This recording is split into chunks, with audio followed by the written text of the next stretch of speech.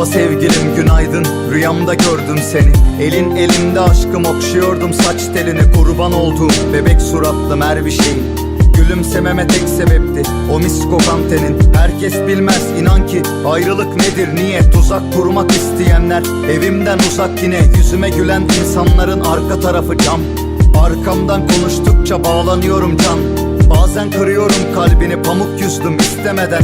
Sarılmak istiyorum, korkuyorum kitlemenden. Rüyama giriyor kavgamız, boğuyor içimi. Sen ve ben bir aşk masalıyız, bitmesini hiç istemem. Hayatımda görmedim hiç böyle bir aşk çiçeğini. Koparmak isteyenin kopartırdım yüreğini. Sevgimin en son baharı, sen ne olacak bebeğimiz? Beraber atacak sonsuza dek yüreğimiz. Merhaba sevgilim, bugün de ben nesin, bu çok güzel. Kanatsa dahi elime onlarca dikenli tel. O günlerin hatırı var, kalbimde hep gezer. Uyuşturucu etkisisin, vücudumda en güzel. Gitme lütfen, ne olur sürekli kal benle. Gözümde yaş ol ve gözümden ak benle. Sev beni ve mutlu günde yanımda ol benle. Gitme ve ilk günkü heyecanınla kal benle. Hastalık sorun değil, ben hiç sorun etmedim. En kötü günümde dahi elimdeydi ellerin.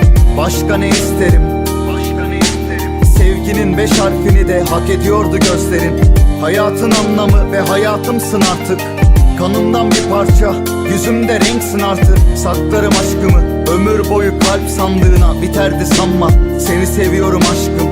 Biterdi sanma, seni seviyorum aşkım. Biterdi sanma, seni seviyorum aşkım.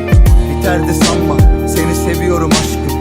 Biterdi sanma, seni seviyorum aşkım.